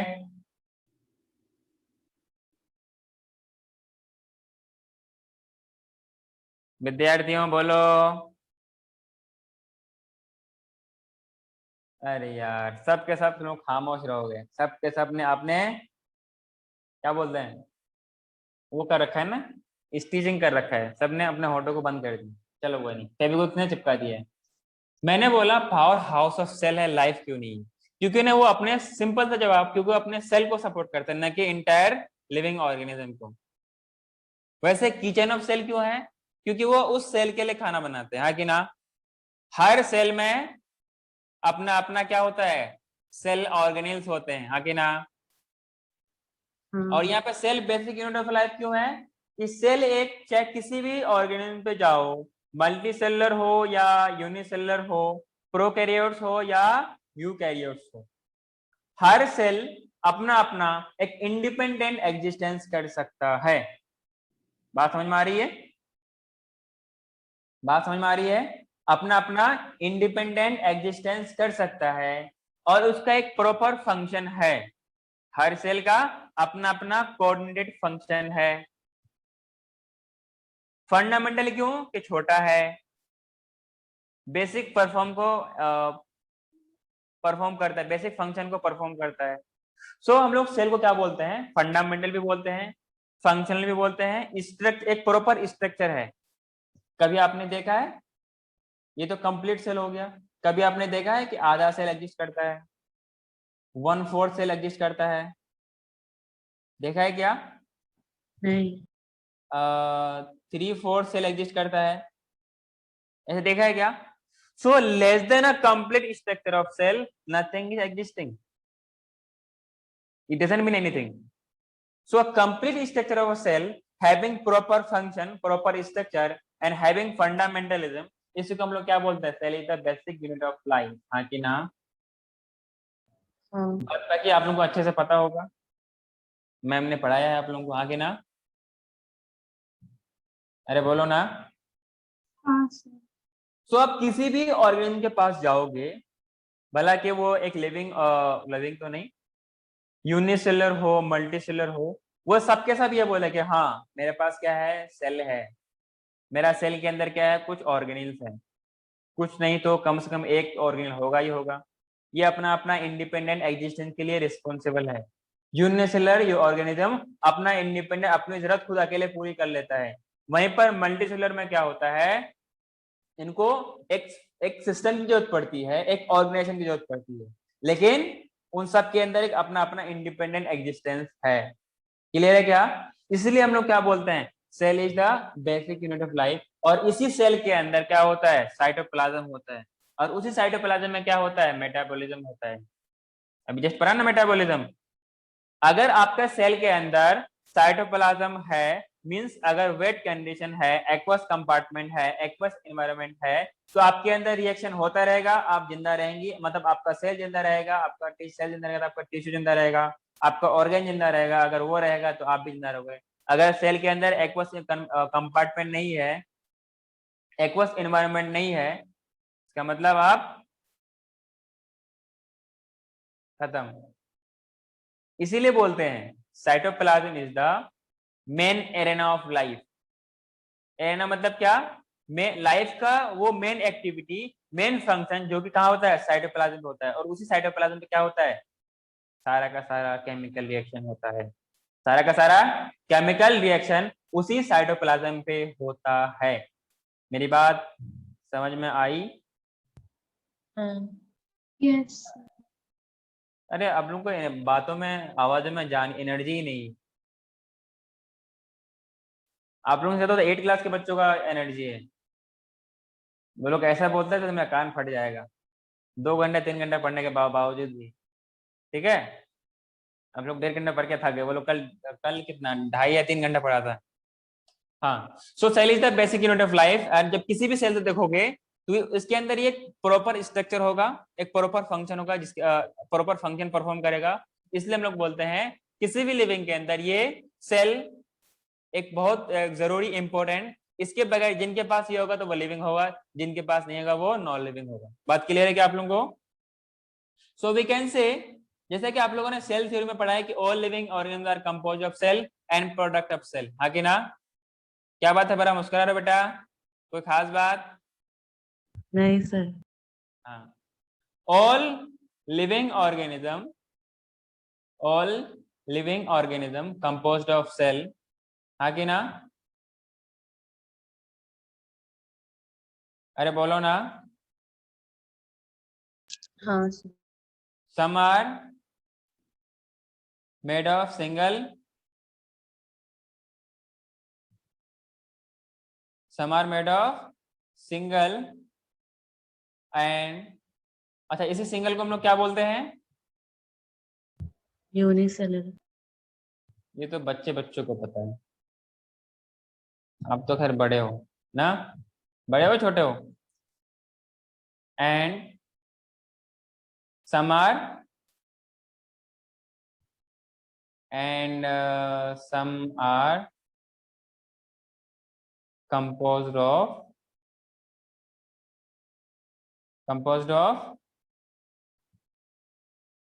many cells। बात समझ में आ रही है आप लोगों को क्या? इसको हम लोग क्या बोलते हैं, मल्टी सेलुलर। बात समझ में आ रही है? हाँ। Yes, sir. अरे बोलो ना। हाँ. मल्टी सेलुलर हम लोग बोलते हैं। And unicellular organism are capable of independent existence, हाँ कि ना?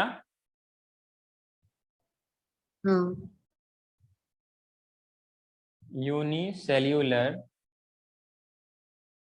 Organism, unicellular organism are capable of, मतलब वो उस लायक होता है कि अपना इंडिपेंडेंट एग्जिस्टेंस कर सके, हाँ कि ना? Capable of independent.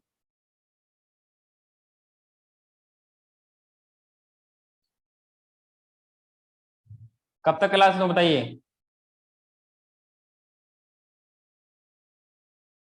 इंडिपेंडेंट, आगे बढ़ू मैं क्या? हाँ पार्वती आप लिख रहे हो क्या, फिर टाइम पास कर रहे हो? सर, लिख लिया। पक्का? हाँ सर। नोट शेयर करना है, फिर तो चेक करना पड़ेगा। पीडीएफ बना के नोट भेजना है, ठीक है एवरीवन?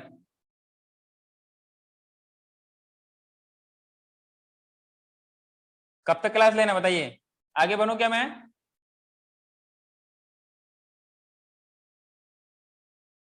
आगे बढ़ूं क्या?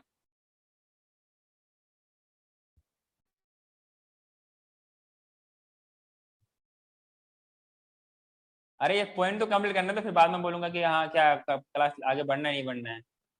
हाँ सर। हाँ तो मैंने क्या बोला, अरे पीछे क्या था, इंडिपेंडेंट था ना, इंडिपेंडेंट एग्जिस्टेंस एंड परफॉर्मिंग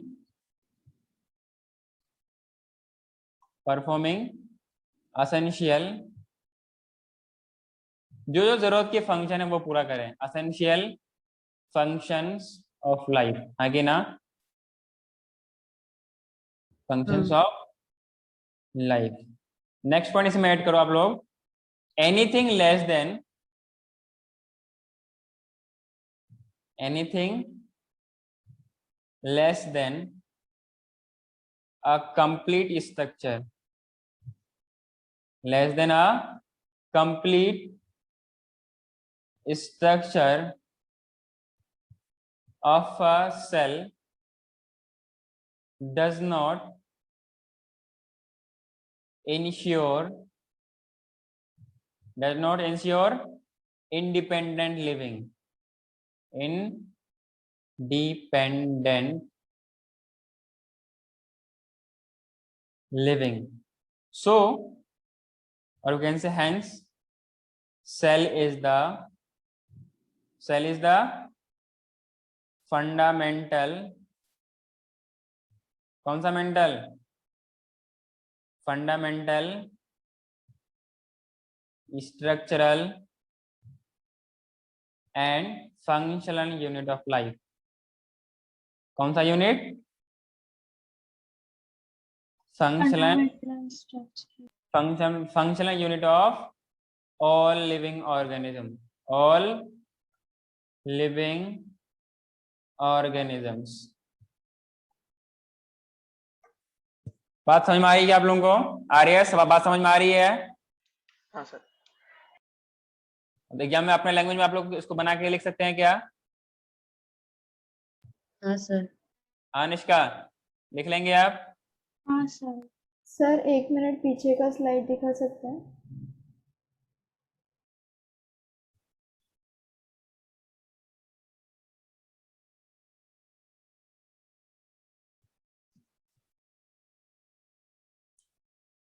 आगे बढ़ो क्या? क्या कुछ गलती है क्या? All living organisms are composed of cell, and some are made of single, that is unicellular, and some are composed of many, that is multicellular. Unicellular organisms are capable of independent existence. आगे बढ़ो क्या बेटा? रोची, हाँ sir. Mic on करके बोला कीजिए। Existence and performing essential function of life. Anything less than a complete structure of a cell does not ensure independent living. Hence, cell is the fundamental structural and functional unit of living organism. बात समझ में आ रही है क्या आप लोगों को? और इस सेलुलर ऑर्गेनाइजेशन की लास्ट पॉइंट, जिसके लिए हम लोग सारा पॉइंट पढ़े हैं, लिखे हैं, आगे बढ़ो क्या? हाँ निष्का आपने लिख लिया, आरएस लिख लिया आपने? हेलो, यस सर, लिख दिया। Yes, sir. so cellular organization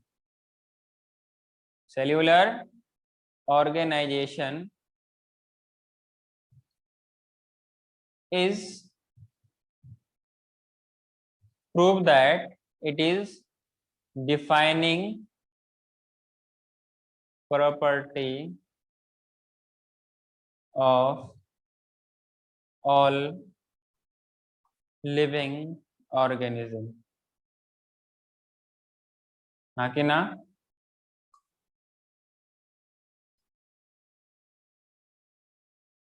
next लिखिए कॉन्शियसनेस।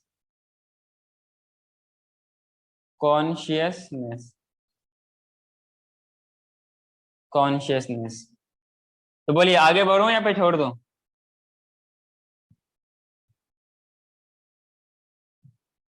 टाइम है? अरे बोलो, शर्मा मत, बोलो फ्रेंकली बोलो। खामोश रहोगे तो मैं क्लास फिर आगे एक्शन करूंगा, जो बोलना है बोलो, हाँ या ना। सर बस।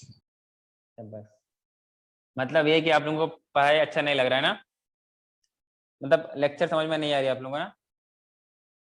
नहीं सर। सर समझ में आ रहा है। अच्छा मतलब आज के लिए इतना काफी है ना। चलिए ठीक है, आज के लिए इतना ही रखते हैं, फिर नेक्स्ट क्लास में हम लोग कॉन्शियसनेस को खत्म करके इसके आगे पढ़ेंगे। उसमें हम लोग पढ़ेंगे, जैसे आप लोग केबीसी पढ़ते हो ना, केबीसी ऑफ जीनियस स्टूडेंट, आगे ना,